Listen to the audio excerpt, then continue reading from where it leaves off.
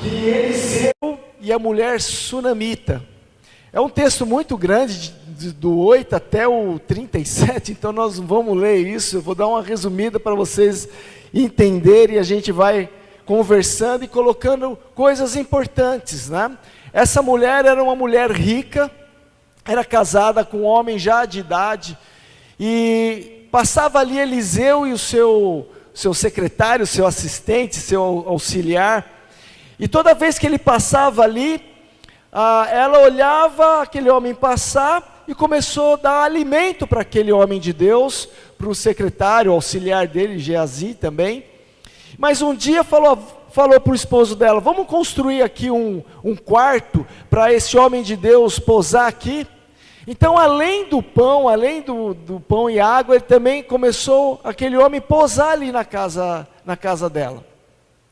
Mas aquela mulher tinha um marido velho.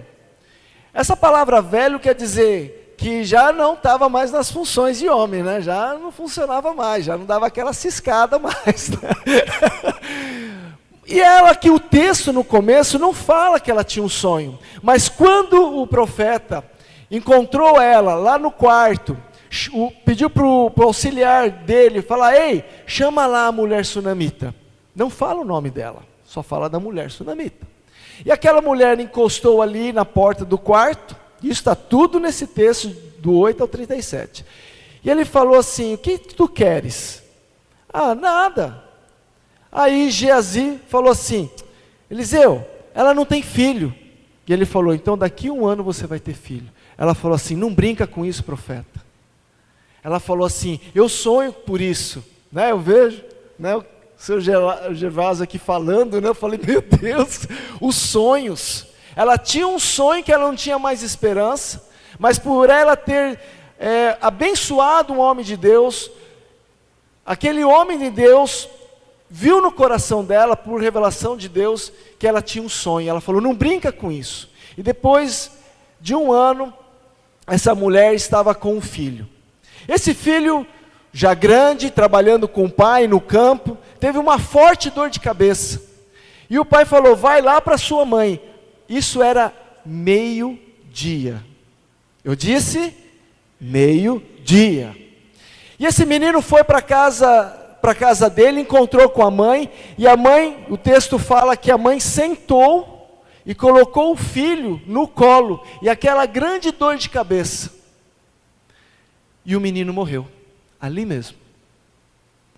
Ela pegou o filho, levou para o quarto do profeta, fechou a porta, foi ao encontro do marido e falou: olha, manda os empregados aí arrumar um cavalo, que eu vou lá no Monte Carmelo encontrar com o profeta. Mas mulher, por que você vai?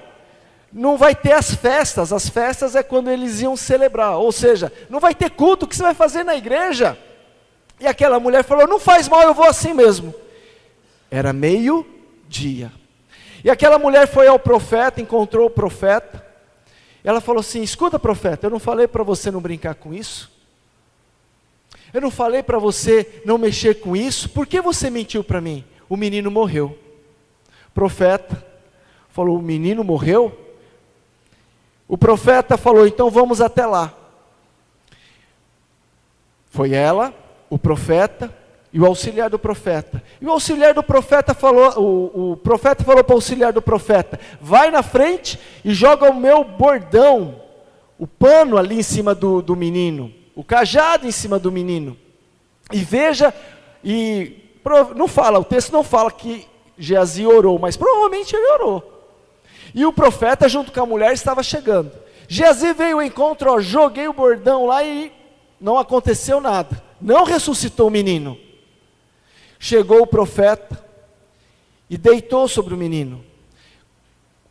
Como estava a cabeça daquela mulher com um filho morto? Ela foi procurar o impossível em Deus. Ela foi buscar auxílio em Deus. Ela não desistiu de um sonho que ela nem queria falar, mas que foi revelado por Deus, e que o homem de Deus revelou para ela esse sonho. e que ela perdeu aquele sonho. Quando a criança provavelmente já era adulta, porque já estava adulto, adolescente, trabalhando com o pai. Passou-se tempo, mas ela não desistiu do sonho de ter um filho, ela foi atrás do profeta para buscar o impossível. Sabe quantas vezes a gente vê as coisas morrer na nossa mão, e a gente desiste, larga. Talvez relacionamentos matrimoniais, em circunstâncias que a gente vê que o cônjuge, ou até mesmo a gente precisa mudar, o cônjuge precisa mudar, o filho precisa mudar, nós precisamos mudar, a situação financeira precisa mudar, a economia precisa mudar, a saúde precisa mudar, o crescimento espiritual precisa mudar também, precisa melhorar, precisa acrescentar. E diante da dificuldade, quando a gente vê o nosso sonho morrer, nós não estamos buscando a Deus, estamos desistindo e entregando até para outra circunstância. A circunstância ganha da gente, e não a gente ganha da circunstância. Mas quando a gente busca em Deus, como essa mulher buscou o profeta, foi lá em Deus, não desistiu do sonho, não desistiu do filho, mesmo ele morto, falou: você profetizou um filho? Profetizou. Profetizou nessa família, cumpriu-se a promessa, eles não desistiram. Essa mulher não desistiu do sonho. E Eliseu chegou sobre aquele rapaz, deitou uma vez, andou, talvez ele orou, talvez ele clamou para Deus, deitou até que a carne aqueceu e o menino ressuscitou. Ressuscitou.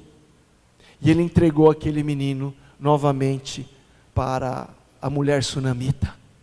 O sonho foi restaurado. Não morreu os nossos sonhos. Sabe qual é a situação que a gente está vendo morrendo ou que morreu? Que a gente falou: não, isso daí está engavetado, isso daí está perdido. Né? Situações difíceis, dificuldades que nós estamos vendo o nosso país passar, que nós estamos passando, que a gente tem que se desdobrar, pensar, ter criatividade, pedir criatividade. Deus, o que eu vou fazer com isso? Como que eu vou construir isso? Como que eu vou planejar isso para que dê certo nesse tempo de dificuldade econômica? Nos relacionamentos. Isso daí está perdido, não tem mais jeito. Nós mesmos matamos os nossos sonhos. Nós mesmos pegamos eles e esquecemos deles, em vez de nós irmos atrás do impossível para Deus fazer, como a palavra que o pastor Gustavo trouxe, né? Mas o nosso Deus é o Deus das impossibilidades. Ele é o Deus que faz a impossibilidade se tornar possível.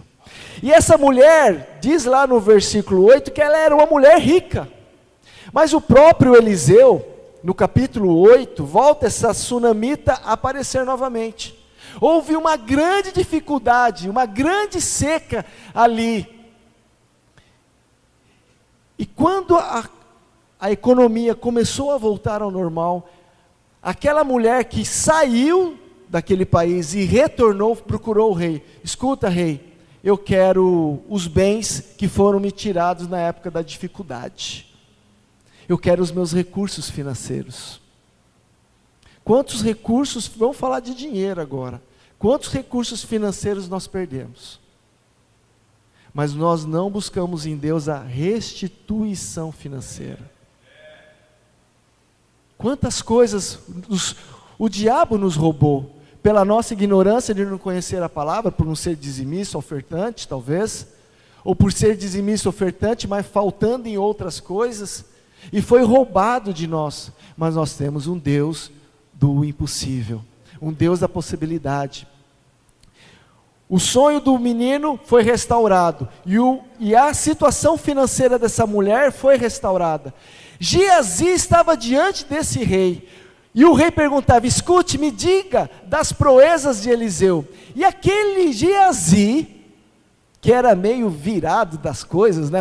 Dava cada bola fora a Geazi, se a gente pegar a história de Geazi, mas ali ele estava falando de Eliseu, falando exatamente como Eliseu ressuscitou o filho da sunamita, falando que aquela sunamita deu pão e água, falando que aquela sunamita fez um quarto para o profeta e para ele, falando que o filho da sunamita tinha morrido, mas no meio-dia ela foi buscar o profeta, trouxe o profeta para a casa dela, o profeta ressuscitou, e no final da tarde, o filho estava vivo, e o marido nem ficou sabendo que ela foi no profeta, o filho morreu, ressuscitou e estava ali, às 6 horas da tarde.